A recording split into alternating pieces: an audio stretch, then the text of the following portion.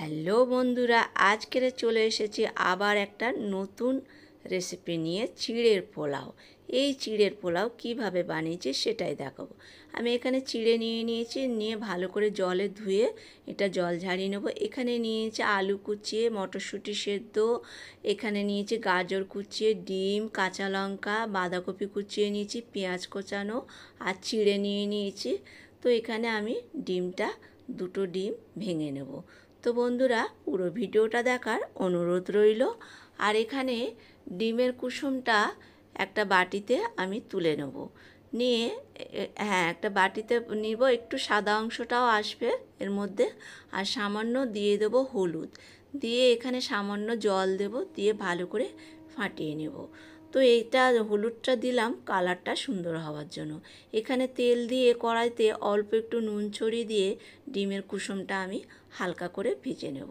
তো এখানে হালকা, বেশি কড়া করে ভাজবো না, হালকা করেই ভাজতে হবে। ভেজে এবারে আমি এটা তুলে নেব। হয়ে গেছে। এরপরে আবার একটু তেল নুন ছড়িয়ে দিয়ে ডিমের সাদা অংশটা আবার আমি ভেজে নেব। তো এটাও সেই বেশি কড়া করে ভাজবো না, নরম করেই ভাজতে হবে। এদিকে আমি কড়াইতে আবার তেল দিয়ে সর্ষে আর শুকনো লঙ্কা ফোড়ন দিয়েছি, আদা কুচানো ছিল সেটাও দিয়ে দিয়েছি, দিয়ে দেব পেঁয়াজ, দিয়ে এতে দিয়ে দেব আমি কারি পাতা কুচিয়ে রেখেছিলাম, ওই জন্য পেঁয়াজ দেওয়ার পরেই দিলাম। আর দিয়ে এখানে বাঁধাকপি একদম সরু সরু করে কোচানো সেটা দিয়ে দিলাম, সরু করে কেটে রাখা আলু দিয়ে দিলাম, দিয়ে একটু নাড়িয়ে নিতে হবে। নিয়ে অল্প একটু নুন দেব, বাঁধাকপি আলুর মতন দিয়ে এটা আমি ঢাকা দিয়ে বেশ কিছুক্ষণ ভেজে নেব, যাতে আলু বাঁধাকপিটা সেদ্ধ হয়ে যায় আঁচ কমিয়ে। তো আমার এদিকে চিড়েটা জল ঝরে গেছে, এরপরে আমি চিড়েটা এখানে দিয়ে দেবো। তো বন্ধুরা, ভিডিওটা যদি ভালো লাগে লাইক কমেন্ট শেয়ার করার অনুরোধ রইল।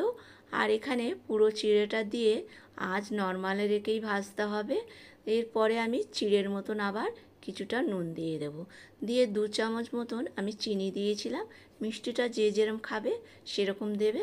এরপরে আমি কিছুটা লঙ্কা চিড়ে, কাঁচা লঙ্কা চিড়ে দিয়ে দিয়েছি। এরপরে আমি 2 চামচ মতন সয়া সস দিয়ে দিয়েছি, আর ছোট্ট চায়ের চামচে 2 চামচ ভিনিগার দিয়ে দিয়েছি, দিয়ে ভালো করে এটা মিশিয়ে নিতে হবে। তো এইখানে এটা আঁচ কমিয়ে মেশাতে হবে, আর আঁচ বাড়িয়ে মেশালে কী হবে, তেতো হয়ে যাবে। তো এখানে চিড়েটা ভাজা হতে হতে আমি এরপরে দিয়ে দেব এখানে মটরশুঁটি সেদ্ধ করে রেখেছিলাম, আর তার সঙ্গে অল্প একটু গাজর। এরপরে পুরো গাজরটা আমি দিয়ে দেবো। গাজরটা একদম ঝিরিঝিরি করে কাটতে হবে। আর আমি যে ডিমের কুসুমটা ভেজে রেখেছিলাম সেটাও দিয়ে দিলাম। তো এদিকে ডিমের কুসুমের রং সবুজ, মটরশুঁটি, এদিকে গাজরের রং সাদা, চিড়ে, আর দারুণ লাগছে। এদিকে 1 মুঠো দিয়ে দিলাম ধনেপাতা, আর ডিমের যে সাদা অংশটা ভেজে রেখেছিলাম সেটাও দিয়ে দিলাম 1 মুঠো বাদাম দিয়ে এখানে ভালো করে মিক্সড করে নিতে হবে। আর এখানে হয়ে গেছে আমার চিড়ের পোলাওটা। এরপরে আমি একটা প্লেটে নিয়ে নিয়েছি, ওপর থেকে কিছুটা ধনেপাতা দিয়েছি, আর কিছুটা টমেটো সস দিয়ে দিয়েছি, দেখতে ভালো লাগছে। টাটা।